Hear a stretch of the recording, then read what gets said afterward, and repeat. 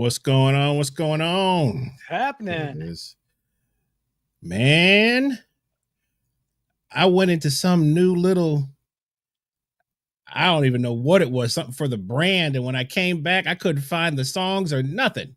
Oh, wow. That was crazy. You know, that's why you never experiment with right before the show. Anything new. You see how our block, everything looks different. Yes. Brad got his picture up there. Now everybody. What? Look at that. Yeah. Okay. StreamYard kind of coming with some. You're not gonna try a new snare out the box. Oh, Tina got his picture. Everybody got the pictures up now. Okay. Yeah. Oh, pod horse. Can we go back to where it's not pictures not there?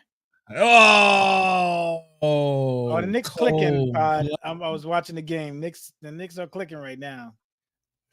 Especially because the Knicks are winning. We got to hear about that. Oh yeah. Oh my gosh, man. And they might kick Boston out of the cup. You know, they have the cup. You think so? You think so? If they beat a point differentials, I think 23 or 20 points or something like that. So if they exceed 20 point lead, which they have on them right now, then they can end up kicking the Celtics out of the cups. Which they would love that. Oh God. Now we're really gonna hear about it. No. Now we're really gonna hear about it. All right, what's going on, everybody? Hope you all are doing well. Thank you for tuning in to Local Musicians XP. All right, that's a lot better, man. The timing. See, you had that gig. Try to catch me. See that gig. See, you had the gig. The gig. Your timing is timing. You know, your timing is. Right. You get them layoffs, man. Your time goes crazy. We're gonna do a thing about time, man, because I'm about over that. I'm telling you right now, I'm about over that. What has happened to people's time, dude? Dude, we had juries today, and that was like the consensus is that time is optional. Is it optional now? Yes. Good time is optional, right? Like, yeah. Oh, that has no bearing on anything. It doesn't. Okay. Oh my gosh, man. But yeah, man. I got something dialed up for that because a friend of mine wasn't. I mean, I had been thinking about it, but somebody else reinforced it, man. They were going on a major rant, dude. Right. About just bad people with just bad time. So anyway, we'll talk about that at a later date. But tonight we want to welcome you guys in and subscribe to the channel. If you haven't subscribed, it is free. Just hit the subscribe button, man. I don't know what's so hard about that. You know, I know people got a lot of options, but help us out, man. Subscribe to the channel. Share the show if you think other people would dig it. And please comment. I've run into a lot of people say we dig the show and we never know that you're there. Please say something. But we've had some better fan participation the last few weeks. I think we're on to something. So I've been digging that, man. We've been having some inclusive moments, if you will. So $5 word like inclusive. Okay. Inclusive, man. You know, just inclusive, man. Yeah. That's what they put on the top of the I see it. So when y'all send out your little educational emails and stuff, man, y'all got the abbreviations and all the little stuff now, man. I'll be picking up on it, dude. I'm trying to fit in. I'm trying to fit in, I don't want to exclude anybody that, Speaking of exclusion or inclusion, that's look like a fresh hat that you got on there, Chief. No, it's not fresh, bro, but it's not fresh. No, you've seen it before. I've seen that one before. I think so. I thought I saw the Navy one before. I never saw this one before. No, well, I think you've seen this one before. Yeah, we'll talk about that later, I guess. Yeah, we'll talk about that. We'll talk about that later. We got a whole little segment coming up on that real quick. Actually, coming up that I think you're gonna dig. Right. But my Irish they are playoff bound. Get a home game. Hopefully, they draw one of these nice SEC teams. Got to come down to South Bend in December, and that nice -4 degree weather, that nice snow on the ground. Let's see what y'all got now. I can't wait. Well, I remember Michael Vick going up to Green Bay and winning the playoff game up there. So yeah, well, that's one Southern team that's won in the snow. Name another. Nah. You name it. Can't do that. Welcome. It's man. It's definitely an advantage. It's let's see what y'all got now. We're gonna playing in Colorado is a huge advantage for people who live in Denver. It's not for other people. Oh, look at this. Look at this. See, me and John David used to be cool, but now Miami is not getting in, man. They're out. That's your alma mater. I know, John David. I know it's Miami is out, bro. They out. They should have. They all they had to do was take care of Syracuse, and they'd be in. Take care of business. You can have a slip up. We had the worst slip up in the country. Oh yeah. You can have. They're gonna give you one, but you can't have two. That one with Georgia Tech. 2 and 3. Miami had that slip up with Georgia Tech, and that's that should have been it. Yeah, man, it is what it is. What's up, Nikolai? What's going on? Say it with your chest. Nick was killing last night, man. He came with some. He was man. I don't know. He came with some some revenge on his mind or something from something. Yes. Okay. Yes. He was playing last night, man. Nikolai's starting to be a crowd favorite, man. He should be LL Nick. Ladies love Nikolai. Yeah. But yeah, man, he sounded real good. Oh, you already played. We got Lamatina. We don't want to give him 2.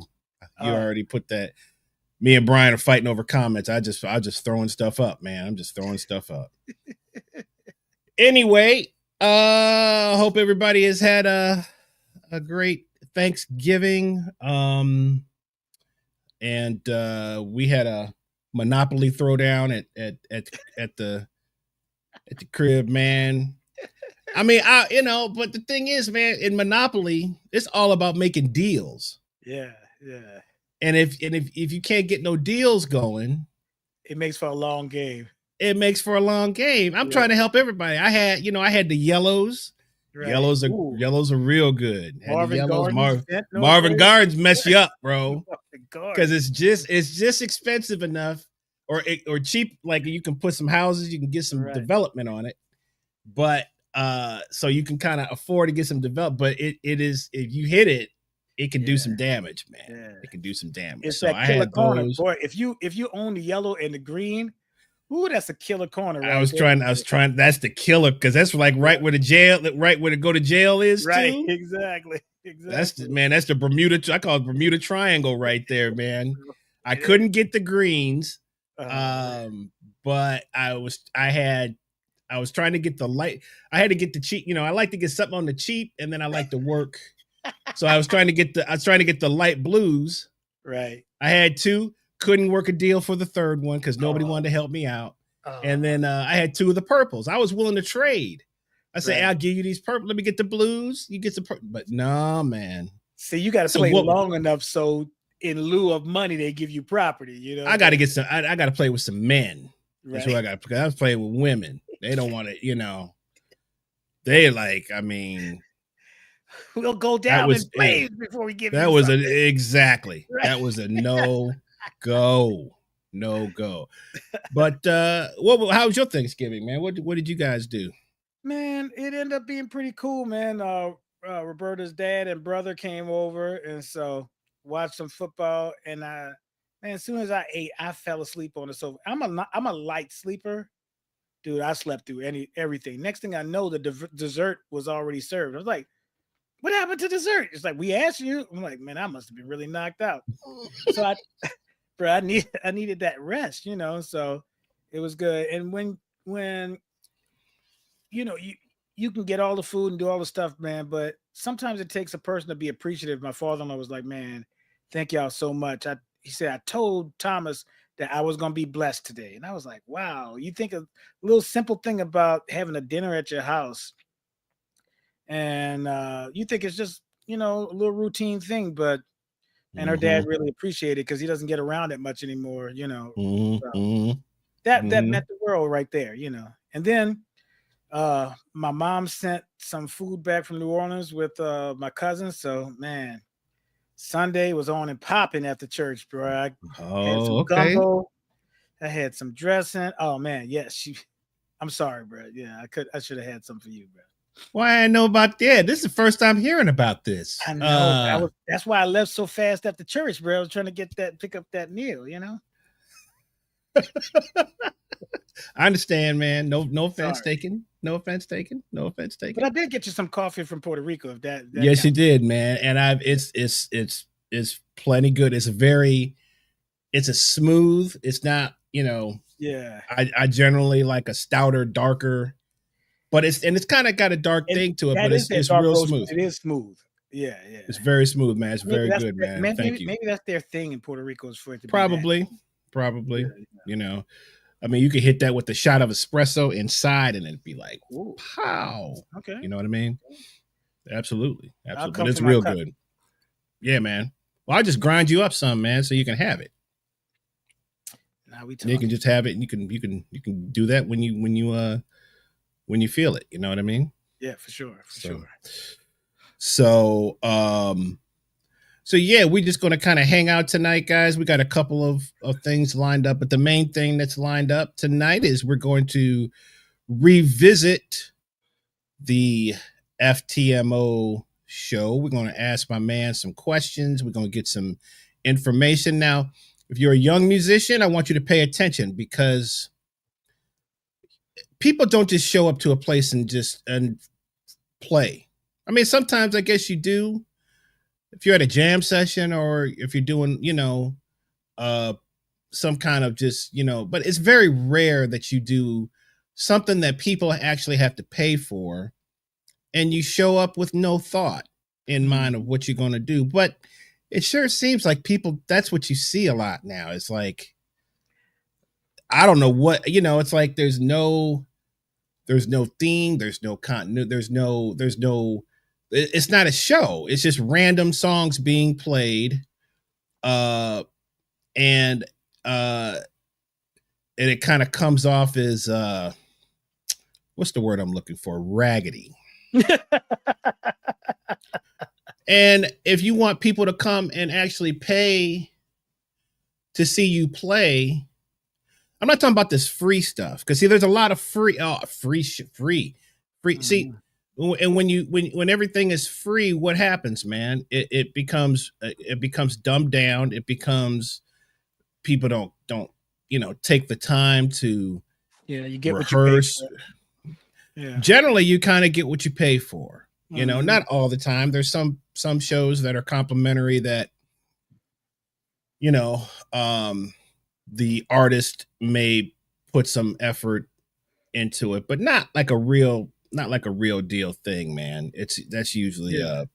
some kind of garage band setup kind of Yeah. thing that Yeah. usually handles that. So, but we're going to talk to you a little bit about your process because you came to me with this, you know, some months ago about you were going to do it, and I respectedly had to decline out the show because there was another event that I had to be at that some people don't, I guess, didn't get the memo. I don't know. We're gonna find out more about that later. But uh, so I know But when wait, you do a let me show. ask you a Oh, what? question though.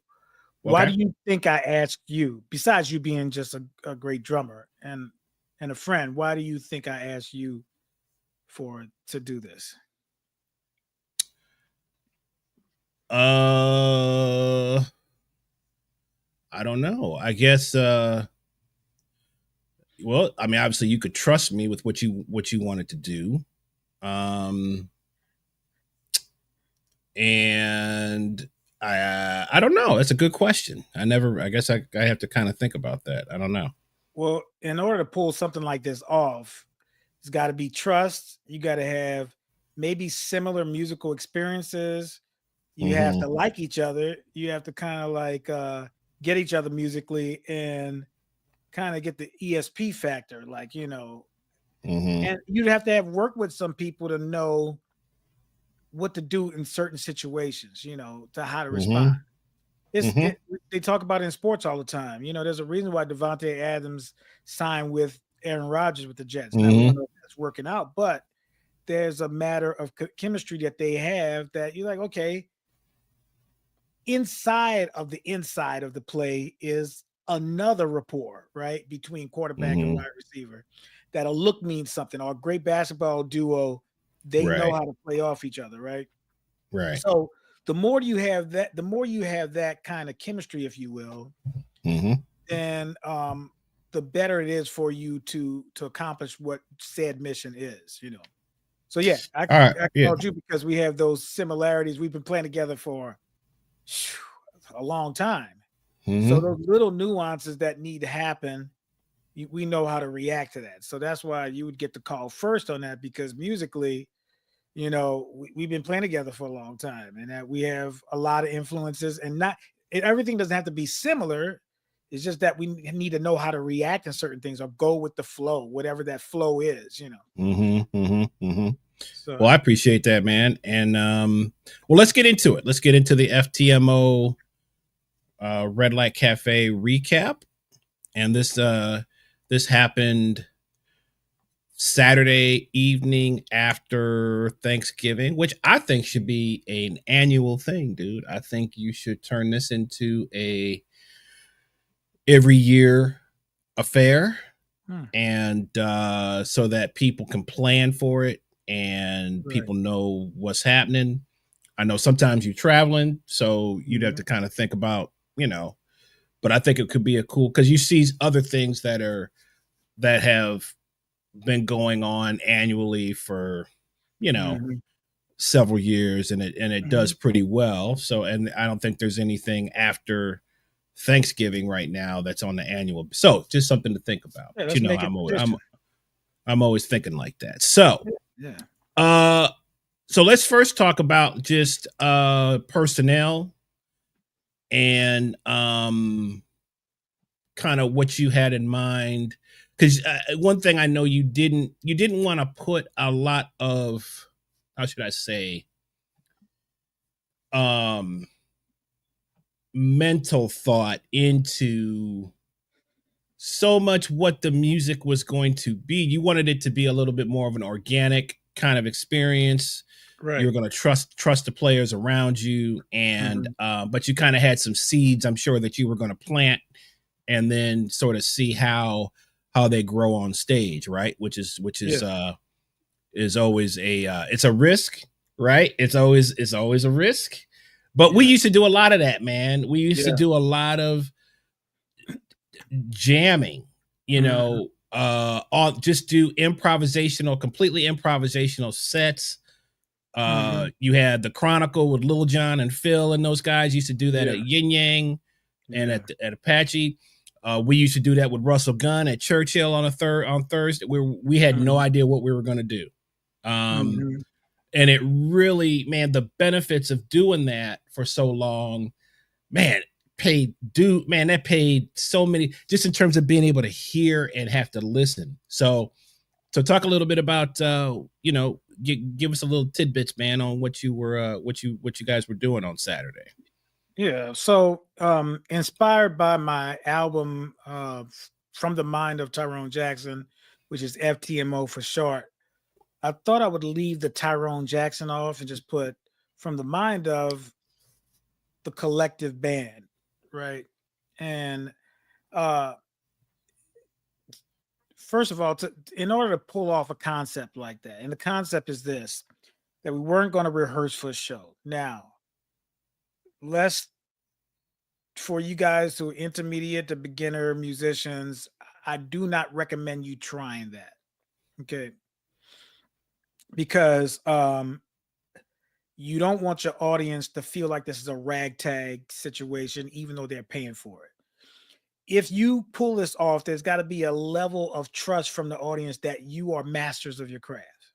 Mm. They feel that once they get this concept that you're creating art, that it's going to be good art. They don't want it to be art that they can just say, oh, they missed this, they missed that, whatever. I like this section, blah, blah, blah. They really want to think, okay, we want to be immersed in this art making process with people who are masters, and let's see what happens. There's musicians in the audience too. They're coming to see that as well. I don't know if they knew conceptually, but I made sure I said it from the very beginning. I'm not going to do a lot of talking. We're going to go from tune to tune, and we're going to see what's going to happen. I asked everybody if that was all right. Everybody said, yeah, let's do it. So the crowd was involved with the process as well. Now, just a little backstory. I know you remember this because I called you as soon as this thing was going down. Esperanza Spalding did an album live on Facebook. Yes. And I called you up and I said, dude, what I'm like, I want to see if we could do this. Like, if this is something, I'm enthralled with this process. Right. 48 hours or 24 hours, how long it was, 48 hours or 72 hours of creating a whole album from scratch with no preconceived notions. I was involved in that, dude. I was like staying up late trying to see. And for a moment, I was hanging with that bad boy, you know. But then the fatigue just got to me, and I was like, oh, this is So that concept was always in my brain. And like you said, to a certain degree, we always, as good musicians, do that, but never for a curated show and an event like that, you know, with 5 people trying to work together. So I had Larry Wilson on drums, had Kelly McCarty on bass, Patrick Arthur on guitar, and Lava High on vocals, and myself. So you have to have some measure of rapport with those people, you know. And so the only person new to that configuration, that band, was Larry, right? Uses Robert Boone playing in that band. And so we have a great deal of vocabulary and repertoire that we know we can go into, that we've worked on and rehearsed, that we can say, hey, let's do this tune, and we'll know it'll come out a certain way, right? And the stuff is rather, I don't say it's difficult, but it's not anything you can do in a spur of the moment. You have to know how the songs go. So Larry was out of town and he was driving and stuff. So I gave him a couple of things to listen to. Other thing I did was I just got Lava High's list and see what keys she liked to do things in. And we just kind of chose from there, you know, and put it together. So conceptually, we're going to go from song to song. We didn't know how the groove was going to take off. We had no idea. I'd start off a motif, and one of those moments is like we went to I didn't know what time it was, right? So I envisioned this. This is crazy because Brian was there, Falgu was there, and so I'm going to share some information with him. He probably didn't know, but I wonder if he could ascertain this from the song. So when I got to the song, I just went ding, da, da, da, octave, da, da, da. I was trying to emulate a clock. I didn't know how it was going to work out. So the song is, I didn't know what time it was. So I'm thinking this pervading rhythm is going to be like the ticking of a clock. I don't even know if that came across, but in my mind, that was my concept. And I didn't know how Lava High was going to interpret that. And she interpreted it way different than I thought she was. I thought it was going to be 1, 2, 3, 4. She's like, I didn't know what. I was like, oh, that's a lot slower than what I But what do you have to do, Chris? You got to roll with it, right? It's like, gotta roll with it. Music. Figure it out. And if I was in my younger days, I'd try to control it, right? Right. Hey, that's not what I want to do. Right. But that's not what it's there for, you know? So it's from the collective mind of. So I got to go with the collective. It's very much democratic process, right? Everybody has an input, and everybody can be overruled, and some people can, you know, have the weakest member could have a say in something, you know. It's really wonderfully, painfully great, you know, because you never know what's happening and what could happen. But your job is to make something out of it and make music out of it. Well, you said an interesting thing, because you said in your younger days you would have tried to control it. Yes. And I think, well, so explain that a little bit, because I think there's some people in their older days that would try to control it too. Oh, yeah. And what I find is that when people are into controlling a lot of things on stage, you know, not all the time, but most of the time, it's because they don't want to be outside their comfort zone. Yeah. You know, sometimes you just want to kind of see, you know, even as a band leader, you know, I had a gig a week ago or a week ago, man, where I had a list of tunes that we were going to play. You just all cover stuff. And sure, there's a way to that those tunes generally are going to sound. We are generally going to play those songs in the spirit of how they normally sound, but I had not thought about tempo. I had not thought about who was going to solo. I had not thought about how we were going to get out of the tunes. But I knew with the cats that I had, I wasn't going to have to worry about. I was just going to set the tone. Let's see what happens. And came out great because you have what you just said. You have the players that you trust, and you have a certain level of player there. And I wasn't trying to if I've been trying to control it, I mean, because that's normally what happens to us, right? You get in those on gigs that are supposed to just be loose and have fun, and then all of a sudden it's just like. But it comes out. I mean, it comes out if you control it. It'll come out. Somebody sometimes takes control, and we're happy for it. You know, I think that's a concept that's needed sometimes. Sometimes somebody takes control. It's like, hey, it's this, it's that, it's whatever. You know, this concert is not that, and it takes a certain amount of letting go. So, piano, first of all. Piano is an instrument that lends itself to you being a control freak. I'm just going to say it. Every piano player I know, first of all, there's a lot of insecurities playing piano. But to mask those insecurities, piano players become know-it-alls. I'm just going to say it. There's a lot of stuff that we know because we control the harmony. We have to learn melody, gap, all this stuff. So knowledge makes us like really, really like it's just hard to work with, right? Because our head is blown up.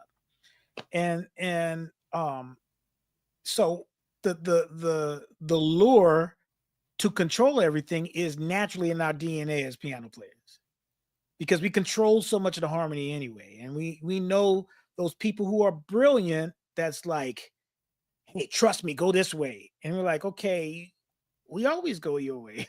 You know what I'm saying? Why don't you check this out? This little groove might change everything up for you. And they're like, no. Trust me. Right. Yeah, I could trust you. And you keep going with that person enough. There's some strong MDs who are piano players that their groups all sound the same. It could be a different group. They're all groups sound the same because there's no concept. And that's the thing I didn't like about Jacob Collier when he first came out, is that everything was him. And then when he started working with other people that have, I'm not a drummer. I love drums. I have a drum set. I listen to the drums, but I would rather defer to somebody to come up with their own groove or conceptualize something that I've thought about. So I don't want bass players. There's strings that ring natural strings. There's intuitive things they do. A bass player told me, hey, you wrote this bass line, didn't you? I said, yeah. I'm like, yeah, it's cool, right? He said, yeah, it's cool, but you have no concept of the strings on the guitar. You just wrote this line because you thought it sounded cool, but no bass player would ever play that. And that's when I thought to myself, oh, shoot. It's not ergonomic for the instrument. It doesn't make any sense. You know? Right. Yeah. So arrogance is naturally part of being a piano player. So to counter that and to fight against that is to give up my will for the other person and to see if I could go there. So like I said, when Lava High came in at a halftime groove, my first default is to say, hey, no, that's not what I'm thinking about. Right. Do this. And you probably make that adjustment. Probably would have been cool. Right. But this was a whole lot cooler because it made me think of out of my comfort zone. I was like, oh, maybe I love that, man. So I don't know if Falgoo wants to chime in. You can even go in the chat if you want to, Falgoo. But I don't know if that was the second song of the night. If you heard that TikTok thing that was going on in my right hand, that was the concept. Interesting, man. Interesting. So did you have? I mean, I guess like you said, were you going on the fly with what you were going to play? as well, or did you have a little bit of a set list, or was there some sort of, was it a hybrid of the two, or? It's a hybrid of the two. There was one song I knew pretty much was going to try to do, which was Scenario, which is on my CD. Mm-hmm. And I just got kind of burnt out of playing F.T.M.O. Even though it's a great tune, I just wanted to try another one of my tunes. So after that, like I said, I got Lava High's set list with her keys and stuff like that, and it was like a huge list. So I kind of whittle it down a little bit and put it in some type of order close to key framework, so we can go from in and out from song to song without stopping, right? As much as possible. We end up skipping over a song because the bass player Kelly said, let's do this song here. Without a second thought, I said, let's do it. Because I didn't want to control the vibe, even though I wanted to do that other song that was there, But he said, let's do this song. I said, okay, cool. So, and usually, Kelly is renowned for not saying anything, which is great for me. Right. So I was like, oh, input, let's take it, and see what happens. So so there was a shell, there was a list with keys. Okay. And that's it. And then we'll see what happens, Right. Right. All right. So and then inside of the band, right, you had tunes that the band played, but then you had special guests. You had people coming to sit in. Was that a planned thing, or was that just something that just happened? Well, that was too something that happened. So I got a call from Steve Teray. Shout out to trombone player and conch shell player. He lives in New York, but his wife has family members that live here in Atlanta. So they were in town. So he called me. He's like, hey, man, what's going on in town? Right? How Steve Teray is. And so I said, well, I'm about to play a jam session Wednesday night, and I said, I have a gig on Saturday. I don't know when you're going to leave. He said, I'm leaving on Monday. I was like, okay. So he's like, man, I might come out to one of them, man. He says, now, Thanksgiving, my wife is cooking for Wednesday night, so I don't know if I'm going to make it Wednesday. So he came out Wednesday. Okay. And he sat in there. And then he said, I may come Saturday, but I'm not going to promise anything.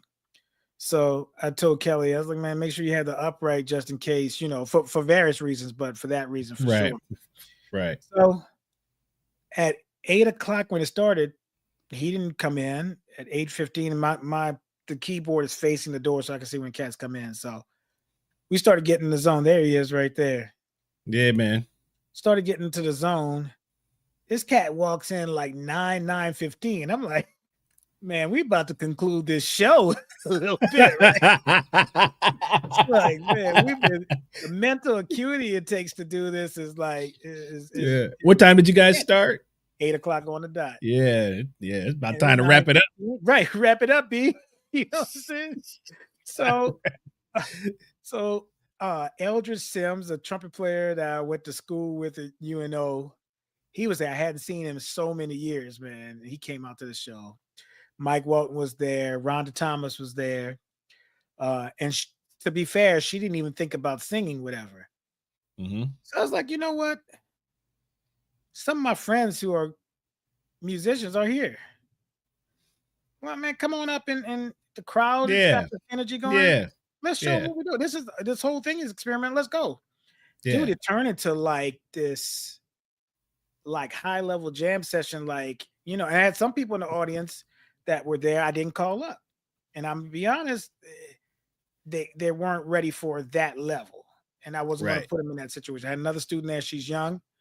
My wife was like, oh, she's here. I said, yeah, but she needs to witness this instead of play. This is the time to witness and not to play. And she will have her time when she gets good enough to do that. And I had a former student who was there and he came up and played. And then Kevin Bales was there.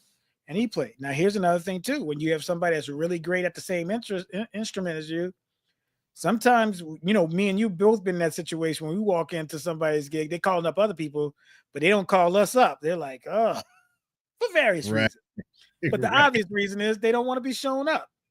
But we're not like that, man. I want the very best to come up and play, Right. If Herbie Hancock walked through that door, I'd be like, Mr. Hancock, yeah, you like to play, right?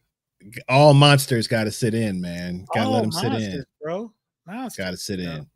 Mm-hmm. So yeah, and Robert Boone was there. I was like, man, where you at, man? He's like, I got it. Flew in at 4. Man, it really touched my heart that he'd been on the road, probably got jet lag and everything. He stopped through and checked out the show, man. So it was really cool. Right. So and he didn't even want to sit in, but I forced him to. Right. Called his name on the microphone. That's the great equalizer, Yeah. That's cool, man. Well, cool. I mean, like I said, I think this should be an annual. We might even could tie it into a gig and a maybe a kind of a jam. I don't know. It's your thing. Just throw some ideas, but I think it could be a cool after Thanksgiving. Tradition. Even.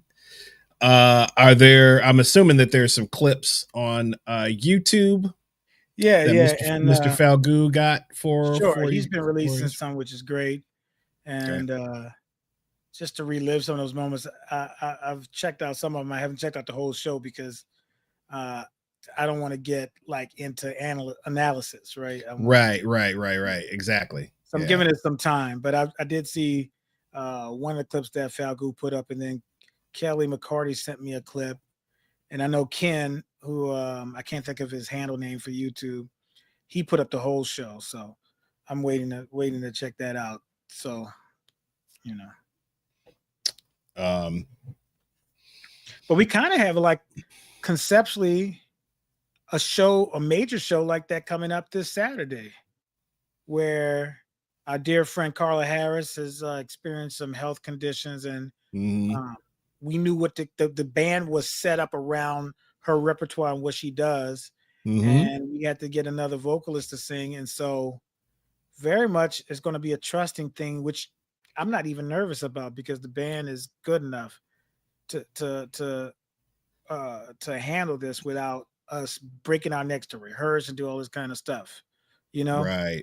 So you could trust. So, I mean, you have people in your Rolodex or your phone with an asterisk or star next to it that you can call. That's finishers and closers, and they're gonna get the job done. So I have no doubt about you, Billy, myself, John Sanford, on that gig, and Lori Williams as well. That is going to be a great gig because we're all heavyweights, and I'm not saying that to be facetious or be conceited, but that's what you can trust. You think Derrick Henry and Lamar Jackson, that was going to be an issue for them to be playing together? No, they're great players. Saquon Barkley leaving the Giants, he could have gone anywhere and been successful in the right scheme or situation, because they're going to do what they do. It's great people. So that's I mean, yeah.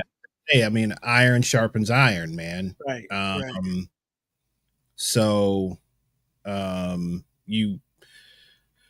when you can have that, I mean, and there's a time to have some new blood in the situation too. Yeah. But for the most part, certain things, man, hey, what's my mind? I don't want no problems. You just I want no problems. I don't want no problems. And the older you get, the kind of more you don't want no problems, man. Yes. I don't want to be, that whole guessing thing, dude, or thinking about like, this might, I don't know, man. That turned out some great gigs because it takes up a lot of bandwidth, man. Right. When you thinking about having to think about stuff, or I mean, I was, we're in this Christmas season, so we've got all the Joe, the stuff with Joe Granston, and he does the little what he calls a little big band, right? Which is, it's just a few horns in the rhythm section. But we've been doing this for a couple years now, man. It's like, I mean, you do, your first gig is usually you do a rehearsal before that, and you do the gig, try to get the cobweb. But after that, man, you don't want to be thinking about nothing. No. Because there's too many, you got too many gigs, man. You can't be thinking about oh man, we got to rehearse. Oh man, that song didn't. It's like, no, I'm going to get people that I know we're going to dust the cobwebs off, and then, and then we're in, so. It's always funny, and people who are non-musicians don't know that Christmas music, I don't want to say it's hard to play, but everybody knows it. So you can't skate so much on it, but it's so centralized to one full month of just concentrated of songs that after you finish the season, it's two things that happen. You say, man, I don't want to play these songs for another time ever again. And then at the same time, as a piano player, you're like, man, I'm gonna really buckle down and learn these songs. So next Christmas, I don't have to do this all over again. Right. Invariably, it happens all over again. You got to get that first Christmas gig, like you say, to knock the cobwebs off. And once you get it off, it's like, okay, I got it. Man, and there's nothing better than after the last, and you ain't got to play that stuff no more until the following year, unless it's the Charlie Brown stuff. Then I could play that. Right.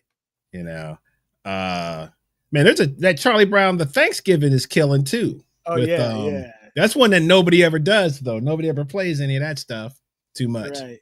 The Thanksgiving stuff. So, but yeah, man, that's cool. I like I said, I hope that it becomes an annual thing, and we could definitely do some damage. Oh, so Cosmic Hippo is the it's the YouTube channel for where the whole show. Did Red Light not put it? I'm surprised. Red Light normally. He asked if I wanted to record it or streamed, and I opted for the recording because he does 4K. And now he's tracking too, so you can get the individual tracks and mix that you want to do. So he'll release that to me after he gets all the tracking stuff together, and then I'll have it in 4K video. Yeah, Red Light is becoming a friend of the musician, dude. Surely has. Friend of the musician. So, I was thinking about just talking to some people, and talked to a friend of mine today. We're just talking about that whole thing of like, man, I'd like to be doing more of my own stuff, or I'd like to be doing more original stuff or whatever, but where can I play? Where can you play, man? Right. It is like, it's getting to a point where it's like, man, it's not that many spots, man. And here it is, Red Light. I could usually get in anytime I wanted to. Now it's not so. They're booked up all the way till March, and I'm like, yo. Yeah, because they're doing a lot of different. They do a variety of stuff, though. It's not just variety of stuff. Yeah. Shout out to Sweet Lou. Sweet Lou came out. He was in Ghana for like 6 months. He's got to do citizenship now, so he's that's incredible, man. Yes. Cool. So he came out and he sang something. It was really cool. Shout out to Sweet Lou too. Yeah, we might have to get him on the show, man, and talk to him about that. We also gotta get Steve Teray on, man. Yeah. Talk to that cat in a long time. We're gonna need a part 2 and part 3 because that cat called me. I know. I get some perspective, man. I remember that cat had me on the phone one time, man. Man, I was like, well, I guess I go cook me something to eat because I'm gonna be here for a while. Bro. I'll be here for a while. If he like you, you're friends for life, bro. He's like, he'll talk to you like, yeah. Shout out to his wife because he's talking to me on the phone, bro. Not that I didn't want to stay on the phone. She saved you though. She said, he said, "This is what I hear. yeah, man, you know that bebop. That's why I love Willie Jones the third. I was like, yeah, man, I love him too. He's like, yes. He said, baby, yeah, no, I'm talking to Tyrone on the phone. He comes back and says, man, my wife wants me to walk with her before it gets too dark. I said, man, you got to do that, bro. Got to do that, man. See, the thing, man, that is because he's at that, you know, that age or that, you know, sort of the last of, especially, man, the Latin cats, man. It's like, yeah, you want to pass that knowledge along, bro. We got to get him on and get him. Actually, we got to get him. We should get him down since he got family here to do some stuff, man. Yeah, for sure. Yeah, definitely. Definitely. Absolutely. You're right. At that age, he's like, I'm trying to hand over the knowledge to y'all cats, man. And that knowledge will be in various forms that you never know you're going to get. So you have to listen. You have to be like, hey, put the time on the side. I don't care if you're watching your favorite football team, a cat like that calls you. I remember Marcus Belgrave called me, man, to do a gig. I just didn't respond in time. And he said, he was playing in Atlanta, and he said, you a day late, $1 short. I was like, dang, I just called back 15 minutes later. He's like, well, I already got Gary Motley. I said, well, Gary Motley is great. I was like, I'm glad you got it. He said, next time, young man, pick up the phone because I want to play with you. I said, whoa, okay. And then he died like a week later after that gig. But that was freaking Marcus Belgrave. And I talked to Gary, and Gary's like, man, he was dropping so much knowledge. And backstage, him and Winton was playing. It was great. I was like, oh, missed out. You know, so you gotta take those opportunities when you can. So how was, I guess one more last, I forgot another question. So in terms of like when a cat like that comes in, a cat, you know, and I guess not everybody maybe knew who he was, but you could definitely feel the presence of a guy like that. Oh yeah. You know what I'm saying? You could feel the presence of a guy like that with the knowledge and the experience and then hearing how he plays. How do you feel like that affected other people around him or around that was in the band? Do you feel like they tried to raise up? Oh yeah. It's a heightened state and of awareness, right? Now, here's the problem when you have a group that doesn't play with those type of cats all the time. So we're going from one configuration to another. We're going to a configuration that are used to playing together with the style of music that we play or what we're going to do to playing like a studio band. That's a whole different thing. You got to play what's inherent and right to the music at that time, which means you have to be well-versed in vocabulary. So he did Autumn Leaves, but specifically he started playing the Miles Davis bass line, you know, boom, boom, boom. Well, there's a responsibility that comes with that, right? Because if he plays that, he's not just showing you a bass line, he's showing you this is in essence the vibe I want is from this record. Right. And so you have to shift gears and say, I can't play what I want to play right now. I got to play the concept of this record. And in order for me to do that, I have to have the knowledge, a priori knowledge to know that this information has existed before. And he's counting on that because Steve Turay hasn't never played with this band before. But the thing that he's thinking about is if I call a song that they know, or let me say it like this. If I call a song that they should know, we should be able to play at a high level. So when we played that song, I think shout out to Kelly because he was going to do his thing on it. I think he was going to do these substitutions and stuff. And I waved him off. I was like, no, go to A. Don't do the defrigging right here. Because at that point, I had to say, what he's trying to do is tie us all in with this song. So let's do that. You know what I'm saying? And then everything clicked in, whatever. And the same thing with Larry. Larry went into the Latin thing, boom, do, do, do, do, which is a straight eighth notes. But soon as what's the trombone player? I just lost his name just that quick. Thank you.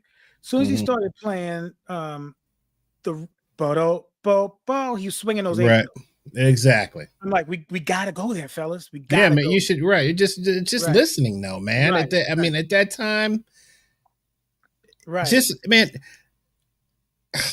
I can't stress this enough. I know sometimes you might get in situations where you're playing with a cat like that, and your nerves are they sort of overtake your thoughts, you know. Right. But I guarantee you, man, if you just listen, you know, if you're listening now, if you're not listening, you in trouble. Yes. But if you're really listening and paying attention, the story is going to tell you what to say or what to play, you know. And I think a lot of that is it's confidence and it's patience, but and it's youth too. It's you have it's to have also experience. Okay. Yeah, you do, but also I think if you just listen and you it tells you what you should do. You don't know what to pay attention to when you're young, you know, and those guys are younger than I am. So my job as the band leader. So let me back up a little bit. To your point, when somebody like Steve Teray comes in, our expectation as musicians is to step up, to say, we got some real good players here in Atlanta, and this is what you should hear. So it's a matter of pride too. It's like, hey man, I want you to see that we could hang. Point blank and honest. I got to be at the state of mental acuity where, hey, I want y'all cats to know several reasons. Maybe you want to hire me one day, you know, to hear my competency. But at the same time, it's a pride thing. Look, yo, we're playing down here in Atlanta, you know, and, you know, you said, hey, man, let's take a trip to New York. Well, why would we go to New York? We want to see where we fit in, what's going on, what, you know, all of that. But we can't go to New York just to sit in and play F.T.M.O. Right. My expectations, if me and you go down to New York, that I'm going to get your best version of Chris Burroughs that's playing. And that you're going to get the best version of Tyrone. And if it's not happening, you're going to pull me on the side and say, Tyrone, bro, what's going on, bro? You're not playing like you normally play, bro. Play.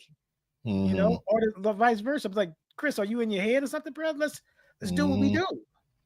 But I never have to have that conversation with you, right? Yeah, but you got to do what you do. At the end of the day, that's what you do. You do what you do. And sometimes, man, because sometimes, you know,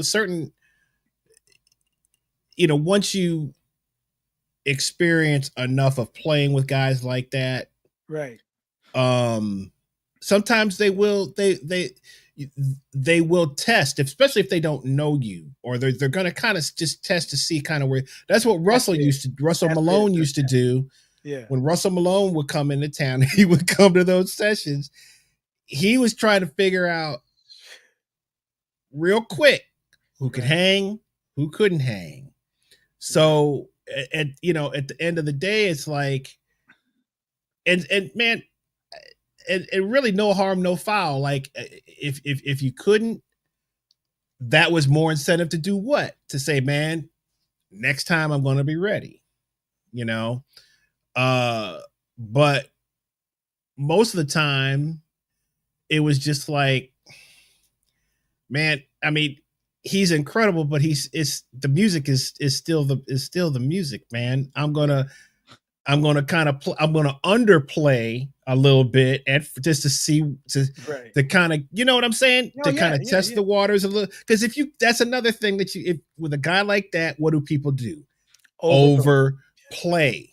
Because they feel like, oh, I'm going to impress him. Right. You know? No. Where the opposite is true. Right. You know? Make it feel good. I don't need all that. Like, why you? That's not what we're trying to do. You know. Right. But that's when did you learn that though? That's the question.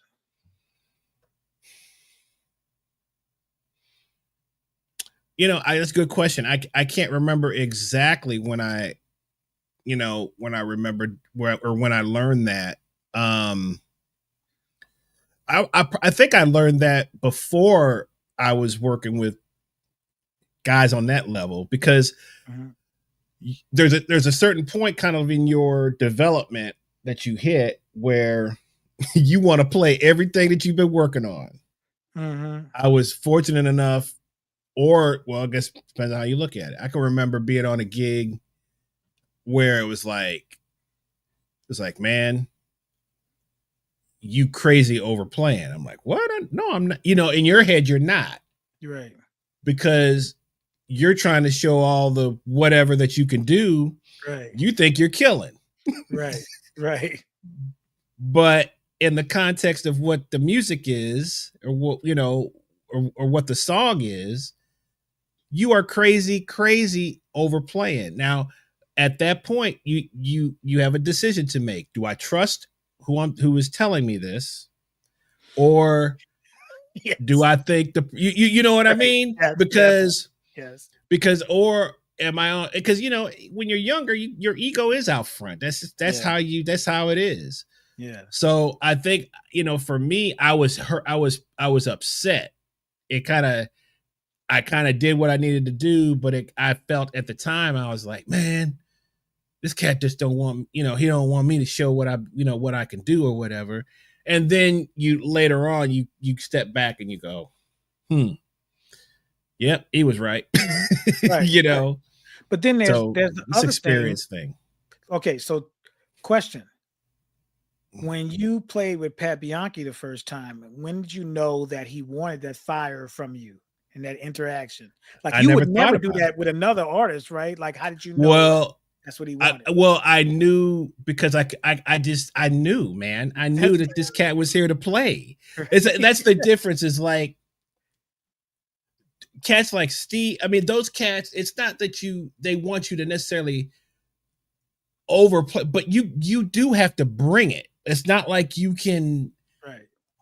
All of this. How a lot of times how we do on a when you're playing with certain people, you can't bring it. Right. Because it sounds like you're overplaying, right? Because they're not bringing it. How many situations have you been in like that? Yeah, you have to cater to that. Yeah, you have to. So it's like you kind of have to gauge, but it's like those cats are on 10 all the time, and I don't mean 10 by the amount of notes that they're necessarily playing, but it's like, dude, this is what we're here to leave it out on the stage, right? You know, right. And so I just knew I could, you know, I don't know if I don't think I ever even thought about it, you know, right? It just was a natural fit, you know, right. But that's an interesting conversation to have with younger. You again, what's the what's the lesson here? You have to play with older. You have to play with cats that are levels above you. Right. And you have to seek those people. They're not knocking on your door. I'm sorry. They're not calling you for a gig. Right. They're not, you know, you have to seek them out. Yeah. You know, you're the one that needs them. They don't need you. Yeah. So with that in mind, it's like, man, that's the only way you are going to get better as an individual. How many gigs did you do with Ike Stubblefield for no money, or barely any money? Several. Yeah. Because you were getting something from it. I was totally getting something from it, man. Yeah, I was getting something from it. You know, so I didn't have to get paid in those situations because they were taking all the work. They were taking the lion's share of what's going on. I didn't deserve to get paid in that situation. And if they gave me something, cool.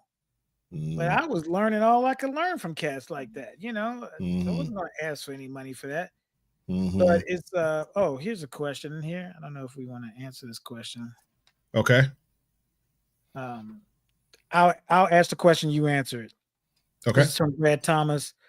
Have either of you had a studio engineer interfere with the concept you're trying to put on the album? An engineer? Yeah, or do you mean more like a producer or? Yeah, I would say. Well, I guess he can answer that, but I would say a studio guy. Yeah, I know. I know what he's. Yeah, I know what he's saying. Interfere with what you're trying to put on an album? That's an interesting question. Yeah.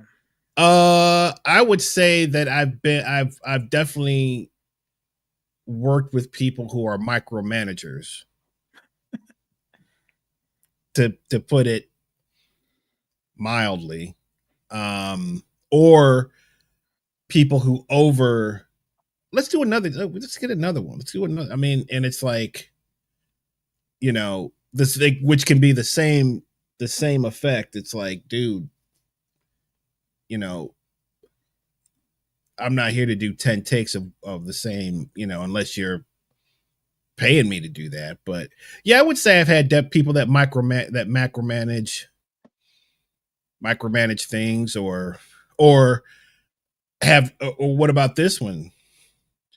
Someone who's there who has an opinion that ain't even involved in the situation. Have you had that? Yeah.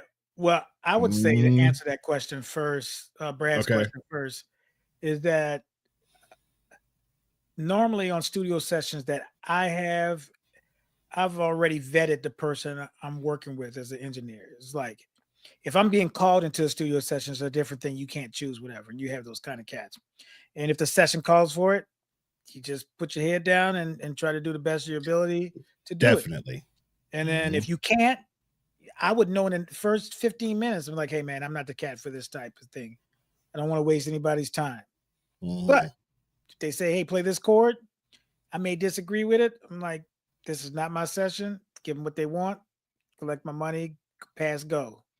Now, if it's my project, I'm already trying to work with an engineer that I work with and that I like. Now, right. Here's the trust factor. If I got this studio engineer like Marty Kearns is a cat that I love using all the time. There's something he's listening to that I'm not listening to because I'm in my head playing and stuff like that. But he's listening to the track. He's not even seeing us play, basically. So there's something, the measure of trust I got to have with him that he may say, hey, man, it sounds too dense in this area, whatever, blah, blah, blah. Then I can trust him and I'll say, well, let's do another take. Or he'll say, come in and listen. And I'll be like, you're right. But I've learned to not waste time. And if Marty says something from a sonic perspective, he's invested in all his equipment. He's invested in calibrating all his equipment and stuff like that. Be real arrogant of me to say, no, this is what I'm going to do. And Marty will probably say, okay. And 9 times out of 10, a good studio engineer, even though they disagree with something, will do it anyway. And then when you go and hear it, you're like, oh man, you were right. And that's a learning lesson. You're like, okay, I just picked up on something. So yeah, my thing is a good studio engineer or whatever will know the ebb and flows of how to work with you on your project. And so Greg Fillinganes was a producer on Herbie Hancock's Possibilities album, and he was in the booth. And I love that live video that they had because it showed all these little nuances. And Greg Fillinganes says to Herbie Hancock, he's like, hey man, why don't you go back to that little riff? You do this. And Herbie's like, really? And Fillinganes plays it. I'm like, this is Fillinganes telling Herbie Hancock what to do, and Herbie is listening.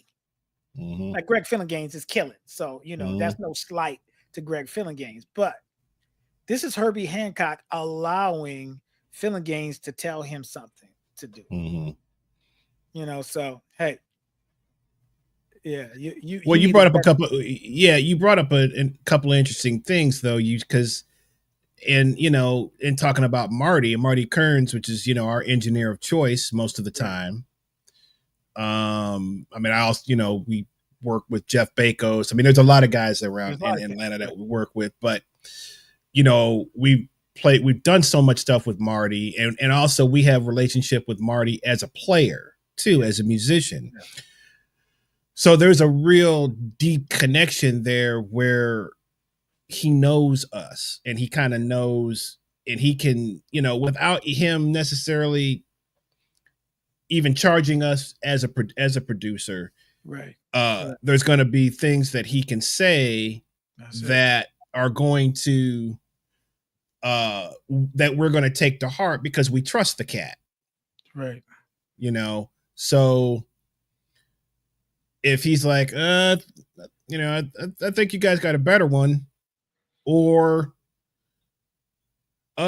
you need to come listen to this. You know, if we're sitting there going, man, I don't know. He goes, no, you need to come listen to this. You need to come listen. So we're going to take that as, but the relationship between an artist and an engineer is different than an artist and a producer. Right.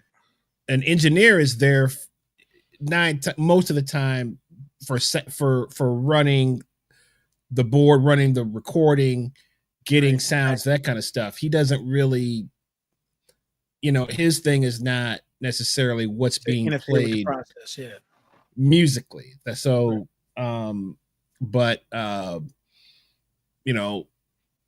producer's their job to do that. Yeah, because sometimes you need a different set of, I always think, for instance, if you're on my thing, I'm gonna kind of like I'm gonna be asking you, what do you think about this? What you saying? Most of the time, you just want to be there as a player. You don't want no responsibility. Exactly right. So you like, man, but eventually it comes out. Like you're gonna have ideas are gonna start happening. You're gonna have some suggestions, whatever. But I'll say, what do you think about this? And right. Same thing with me. Like if you think, I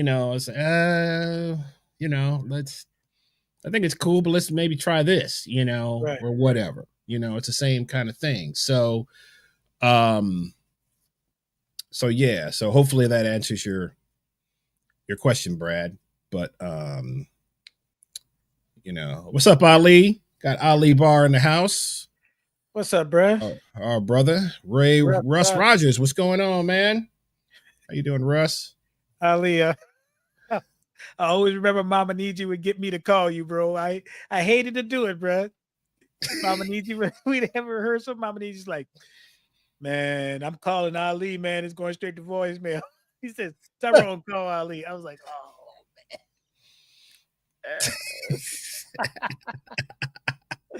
man. Yeah, man. All right, guys. Well, we're gonna close this out. We've enjoyed the show. Someone really asked me that question. What's that, bro? Oh man! Come on, bro. Oh, I forgot the second part of our thing. Right. Let's see. Ali's laughing out loud. Well, man, I was just thinking. How people ask you questions that are like, "Did you really ask? Are you?" I mean, it some things it's like you might be like, okay, I get it. They don't really know. But some people, you're like, how well do you know me? How long you been knowing me? Well, that's what you hope. You hope you train cats. They know what you. They know the ins and outs. I mean, like for me, okay, if the Knicks were in the playoffs, okay, would I ask Mark Podhorzer? Man, did you watch the Knicks game last night? I mean, that would be like, well, of course, man. So Monday night, I'm minding my own business, man. I'm up on stage, and getting ready to play. Getting ready to play the session, and I get this voice behind me. It goes, "Hey, man.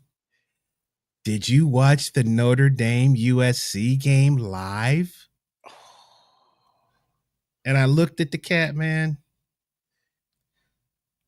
just in utter disbelief. Like I thought you knew me, man. Like, who are you? I turned. Who are you? Down a gig with my man because, well, first of all, let me explain that, because I thought the game was at night. But anybody who knows me knows how big of a Notre Dame fan I am and how much I hate US. I mean, that's like, I hate, like obsessive hate almost with USC, right? So anyway, this person asked me that question, man. He's like, "What did you?" And I was like, "Man, are you serious right now? Like, what it just stupid. Like, are you feeling me at all? I mean, because I'm still kind of in disbelief, man. I'm still kind of in disbelief, right? So much so I go up to this other guy and I go, can you believe that this dude just asked me if I watched, and he starts laughing. Like, right. He's like, what? He's like, no way. Like, what? Like, well, maybe, okay, if I play devil's advocate, maybe it's like a rhetorical question, like there's pitch behind it. Did you see that game? Like maybe that's it. Whereas like it's such a crazy game that maybe it's like, did you see that game? That wasn't it though. It was a question of, and then he had the nerve to say, well, because I sent you a text, and you didn't respond to the text. Oh wait, he doesn't do that. I'm gonna tell you right now, he goes radio silence, bro, when they playing, bro. You're not gonna get that. Trust me. Which made it even worse. It made it even worse. It made it even worse. It made it even worse, bro. So I was like, man, you're dead to me, man. You're dead to me, man. That's the only thing I could. It's like, you're dead to me, man. I have no. So lo and behold, this person is someone that we know, and he's a Louisiana native, yes, much like yourself. Terrytown. He actually is a part of this particular process of Local Musicians XP. He records a lot of stuff, man. I thought I knew this cat, man, but it turns out I don't know him at all, man. I'm like, well, how do I handle this? Like, I mean, do I have to start all over? Like, like, I think they got explaining to this cat I mean, my wife asked me if I play the drums too. Like, I mean, pretty much the same question. Are you playing the drums tonight? Maybe it's rhetorical, bro. That's what I think it is, man. I think it is. Anyway, so now I got a question. The cat is what? I got a question for you. Okay. How did you feel when USC was driving down and they were getting close to that in the red zone area and they were throwing for the touchdown, bro? Were you like off your seat when that first interception got ran back, or were you like, oh man, I can't believe USC is about I mean, I was, but I knew it was going to be that kind of game the first time when we turned that ball, because we don't turn the ball. Notre Dame we don't turn the ball over. They hadn't had a game like, and I could tell. I mean, and it's just. Were you worried though? That's what I want to know. Were you worried? Yeah, I was worried. Yeah, I was worried. Because I was like, this game is closer than it needs to be. Right. We should be up 3 touchdowns at this point. Is it sweeter that way though, rather than a blowout? Was it? Well, that's one way to think about it. But the thing about certain rivals, certain rivalry games, and I guess everybody can kind of speak to this depending on what the relationship between you and the other team is. But see, the thing about Notre Dame and USC is that usually one team is owning it's not a back and forth kind of thing. So, dude, when they were putting beatings on us, man, I mean, when Pete Carroll was there, they were putting beatings. Yeah. So I'm trying to return the favor. I want that favor. I want that favor returned. Right. And what do they call that? I want my pound of flesh, however you want to say it. Right. But so that's where we kind of are like, man, now they getting these semi-close games. I mean, we're winning, but it's like, right. Maybe that's the thing to turn the corner is that, little brother, big brother thing. Maybe you have to, the first time I remember Don and Dave wrestling, man. Well, the first time me and Dave was wrestling, it took me some time to put him down, right? And I told my older brother, I said, hey, man, we got to stop beating him up, bro. He's getting stronger now, right? Right. And my brother's like, man, I'm still got this little dude, man. I was like, all right. So I stopped hitting Dave. I just started yelling at him. So Dave still was afraid of me, right?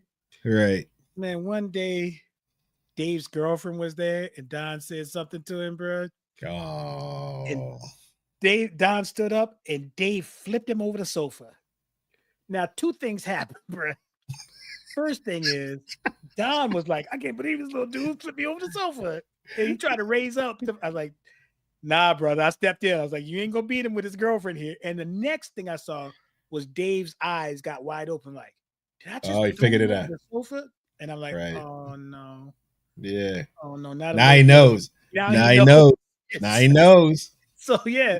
So maybe it's that moment where, you know, USC is trying to, hey, I'm still big brother, you know, and younger brother gotta get over that thing. Now they say, well, man, we could take him now, you know. So maybe next year y'all gonna skull drag him, maybe. I mean, we've been beating them, but my point, I mean, they've only won like 2 out of the last 8, but you know, it's all good. Just arrive. Oh, by the way, that person is among us. If you didn't know, I guess you figured out who the culprit was of asking me that question. Right. And by the way, for a disclaimer, man, the cats in the band, my band were great. So it's cool.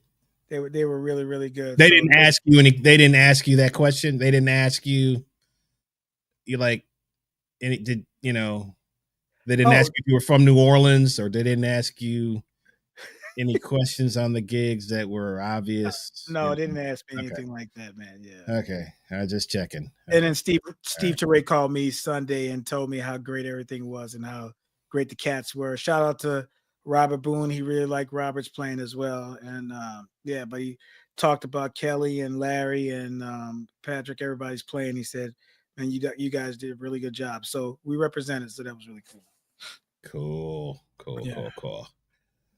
All right, guys, we are going to go ahead and wrap this. For me, it's Yankees versus Red Sox. Yeah, the rest of the world is a little bit off there. So you're going for the Red Sox, huh, La Martina? Oh, got that hat on, huh? From Boston. Why are you trying to start stuff, man? From Boston. Man, that's a nasty one right there, man. The Red Sox and Yankees. Hey, Georgia Tech, Georgia, man, that was 8 overtime. Yeah, but that's not a rivalry though, man, because Georgia's owned them that's for brother, big brother though. You know, Saints, Falcons, that's a rivalry. Yeah, but in the NFL, is it? I mean, I guess there are. I don't think it's like it used to be. Oh yeah, but you know what is Dallas Cowboys and everybody? But in the 70s, oh man, Cowboys. The 70s, the Pro Bowl, Pro Bowl was serious business in the 70s. Yeah. The AFC did not want to lose to the NFC, and vice versa. But what Peyton Manning versus Tom Brady, even though Tom Brady got the most of those, but that was like, yeah, man, that was one of those things. All right, guys, we're going to go ahead and wrap it up. We have had a great time talking all this great stuff with you guys. F.T.M.O. Hopefully, we're going to do that on an annual basis. We will see where that goes. Thank you for Brad, Ali, John, Sig. John LaMartina.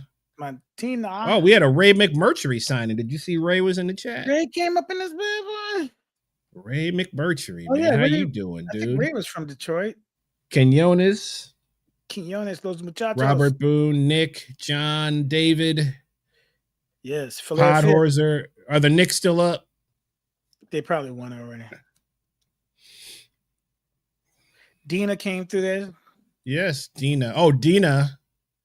She asked who won. I think she was talking about Notre Dame. No, she was asking Monopoly. Oh, Monopoly. The Monopoly game. Yeah.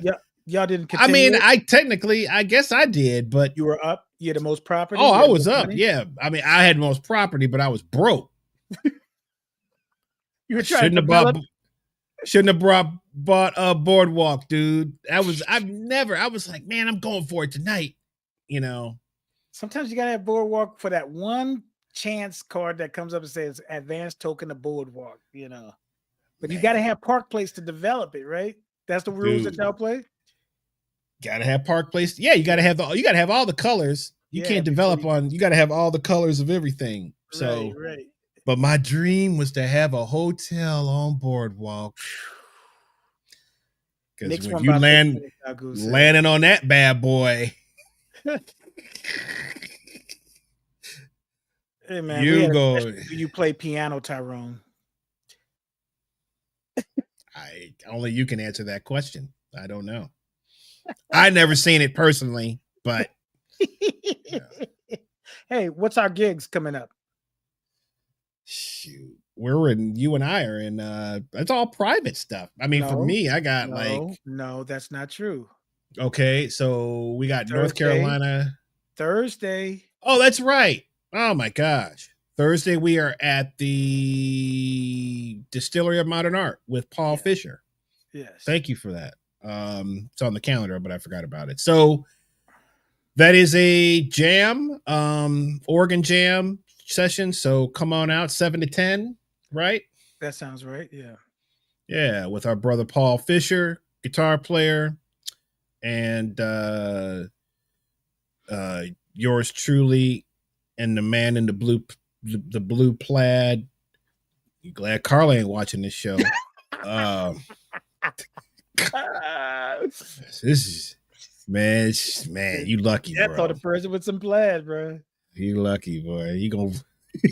We need to send her a plaid blanket or something, man. To You're right. Get her spirits up. Thought he loved that plaid. So, but yes, Thursday, come out to the Distillery of Modern Art, hang out with us, and then we will be. I've got a private Friday with Mike Veal, and then Saturday we're out of town. Up in North Carolina. At the Peacock in North Carolina, Yeah. So, all right. Then Sunday, I'm with Lori Williams. Yep. Yes. Larry, yes, brother. Larry, are you on that gig with Lori? Hopefully. Is that Sunday? Sunday, yeah, the 8th. Yeah. If anybody's in North Carolina, in Haysmith, wherever the Peacock is, come out and see us. Yeah, not that far. Good. Larry's on that gig. The gig's only a couple hours away, so it's not that far. Yeah. 2.5 or something like that. Cool. All right, guys. Well, like us on Facebook, like us on Instagram, follow us on Instagram, follow us and subscribe to the channel on YouTube. Tell people about this particular show, and we really enjoyed. We had a lot more interaction for the last several weeks, so we're really digging that. That's what we kind of want to do.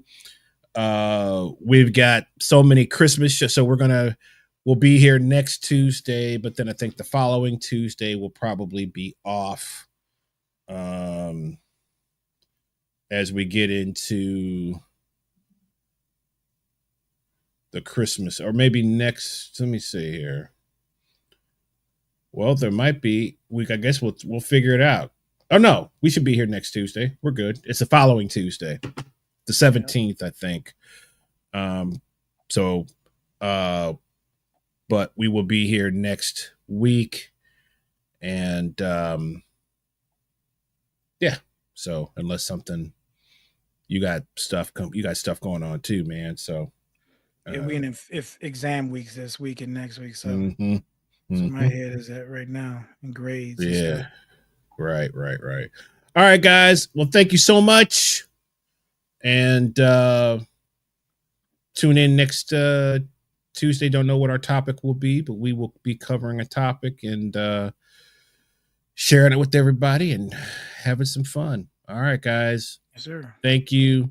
Appreciate you. Thanks to Brian Falgoo for all the hard work and all the great questions that he always asks. It just really, really, really good. Really good. All right, guys. We'll see you next week.